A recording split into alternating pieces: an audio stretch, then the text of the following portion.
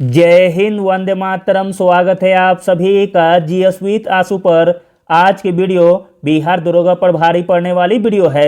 हम 10 मिनट के अंदर ऐसे 25 प्रश्न को देखने वाले हैं जो आपको दरोगा बनाने में काफ़ी हेल्प करेगा। अगर आपका सपना है बिहार दरोगा बनकर अपने माता पिता, गांव, मोहल्ले, समाज का नाम रोशन करना, तो आज से ही सेट लगाना शुरू कर दीजिए। वैकेंसी बहुत ही जल्द आ रही है। वैकेंसी आने के बाद टाइम नहीं बचेगा तैयारी के लिए। चलिए तो स्टार्ट करते हैं। और स्टार्ट करने से पहले आप लोगों से एक ही रिक्वेस्ट है, प्लीज़ वीडियो को लाइक और किसी भी एक ग्रुप में शेयर जरूर कर दीजिएगा। पहला प्रश्न है, निम्नलिखित में से कौन भारत में सबसे बड़ी यंत्रीकृत खान है? इंपॉर्टेंट प्रश्न है। भारत में सबसे बड़ी यंत्रीकृत खान है बेलाडीला खदान, ऑप्शन नंबर डी, जो कि छत्तीसगढ़ राज्य में स्थित है। अगला प्रश्न देखते हैं। मोस्ट इंपॉर्टेंट प्रश्न है, सतत विकास और जलवायु परिवर्तन पर एक नया अध्याय पहली बार आर्थिक सर्वेक्षण में पेश किया गया था। वह कौन सा आर्थिक सर्वेक्षण था, आपको बताना है। सतत विकास और जलवायु परिवर्तन पर एक नया अध्याय पहली बार आर्थिक सर्वेक्षण पेश किया गया था 2011-12 में, ऑप्शन नंबर बी। अगला प्रश्न देखते हैं। इंपॉर्टेंट प्रश्न है, भारत में गिद्धों की आबादी के लुप्त होने के योगदान देने वाला सबसे महत्वपूर्ण कारक कौन सा है? प्रश्न इंपॉर्टेंट है। भारत में गिद्धों की आबादी के लुप्त होने में योगदान देने वाला सबसे महत्वपूर्ण कारक है मवेशियों को दर्द निवारक दवा देना, ऑप्शन नंबर सी। अगला प्रश्न देखते हैं। सिगरेट से निकलने वाली धुएं में मुख्य प्रदूषक है। सिगरेट से निकलने वाले धुएं में मुख्य प्रदूषक है कार्बन मोनोऑक्साइड और बेंजीन, ऑप्शन नंबर सी। अगला प्रश्न देखते हैं। इंपॉर्टेंट प्रश्न है, आर्सेनिक से जल प्रदूषण की समस्या सर्वाधिक कहां होती है? आर्सेनिक से जल प्रदूषण की समस्या सर्वाधिक होती है पश्चिम बंगाल में, ऑप्शन नंबर डी। अगला प्रश्न देखते हैं। इंपॉर्टेंट प्रश्न है, निम्नलिखित में से कौन सा एक समुद्री राष्ट्रीय उद्यान है? इसमें समुद्री राष्ट्रीय उद्यान हो जाएगा मन्नार की खाड़ी, ऑप्शन नंबर डी। मन्नार की खाड़ी एक समुद्री राष्ट्रीय उद्यान है जो दक्षिण पूर्वी भारत और पश्चिमी श्रीलंका के बीच स्थित हिंद महासागर का एक प्रदेश द्वार है। अगला प्रश्न देखते हैं। इंपॉर्टेंट प्रश्न है, बासमती चावल के दाने पकाने पर लंबे हो जाते हैं क्योंकि उनमें नीम की मात्रा अधिक होती है। बासमती चावल के दाने पकाने पर लंबे हो जाते हैं क्योंकि उनमें इमाइलेज की मात्रा सर्वाधिक होती है, ऑप्शन नंबर बी। इमाइलोज एक पॉलीसेकेराइड है जिसका उपयोग विभिन्न उद्योगों में एक कार्यात्मक बायोमटेरियल के रूप में किया जाता है। अगला प्रश्न देखते हैं। आसान सा प्रश्न है, सिनकोना पौधे के किस भाग से कुनेन प्राकृतिक रूप से पाया जाता है? तो दोस्तों, सिनकोना पौधे के छाल से कुनेन प्राप्त होता है, ऑप्शन नंबर डी। अगला प्रश्न देखते हैं। संसद में शून्यकाल का समय कौन सा है? संसद में शून्यकाल का समय है दोपहर 12 बजे से दोपहर 1 बजे तक, ऑप्शन नंबर डी। अगला प्रश्न देखते हैं। इंपॉर्टेंट प्रश्न है, निम्नलिखित में से कौन विभिन्न फसलों के लिए न्यूनतम समर्थन मूल्य तय करने के संबंध में सिफारिश करता है? इंपॉर्टेंट प्रश्न है।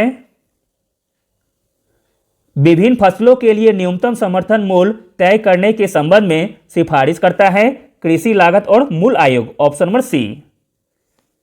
अगला प्रश्न देखते हैं। लोकसभा में आंग्ल भारतीय समुदाय के प्रतिनिधित्व का प्रावधान संविधान में किया गया है। लोकसभा में आंग्ल भारतीय समुदाय के प्रतिनिधित्व का प्रावधान किया गया है अनुच्छेद 331 में, ऑप्शन नंबर ए।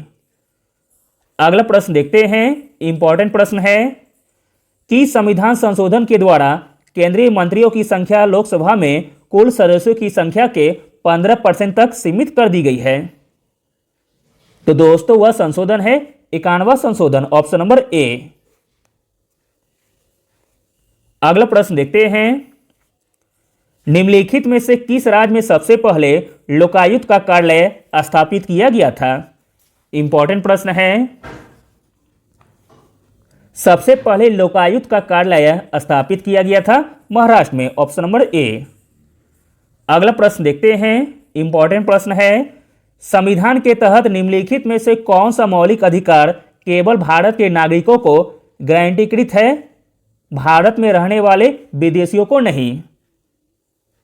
तो दोस्तों वह मौलिक अधिकार है भाषण और अभिव्यक्ति की स्वतंत्रता, ऑप्शन नंबर बी, जो कि केवल भारत के नागरिकों को गारंटीकृत करता है।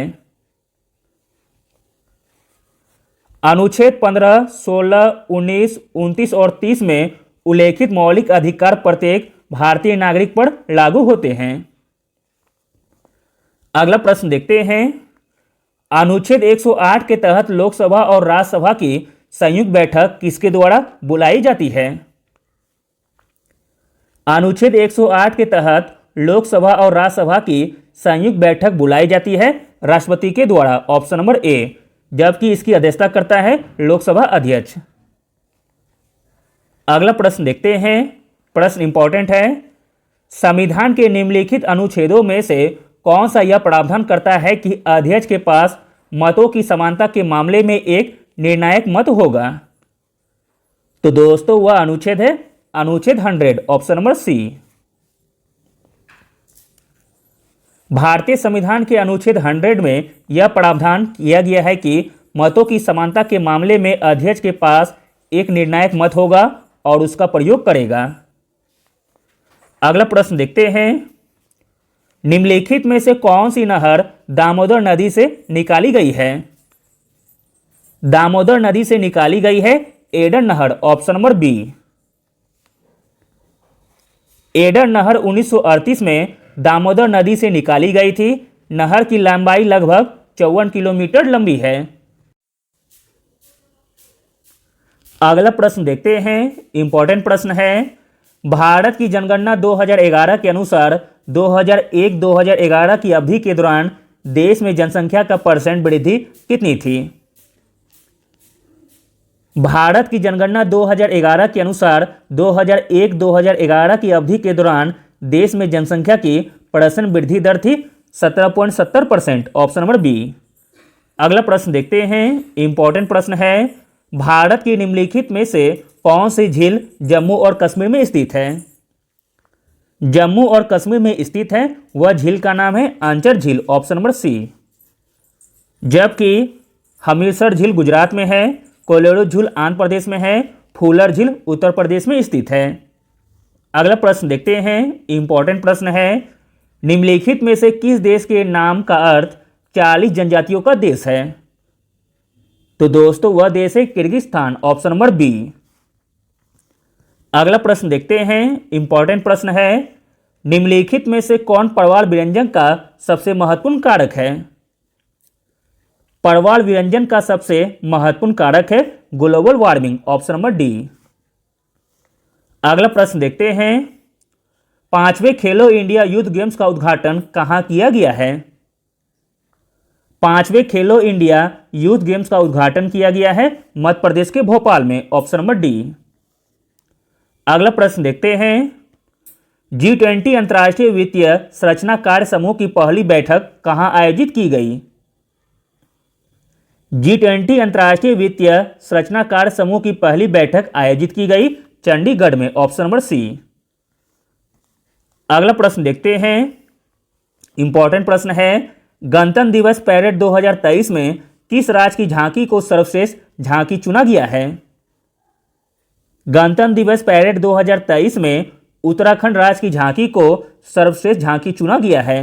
अगला और अंतिम प्रश्न देखते हैं, हॉकी वर्ल्ड कप 2023 का खिताब किस देश ने जीता है? दोस्तों यह प्रश्न का आंसर आप लोगों को बताना है कमेंट में। देखते हैं किनका सही होता है। Thank you.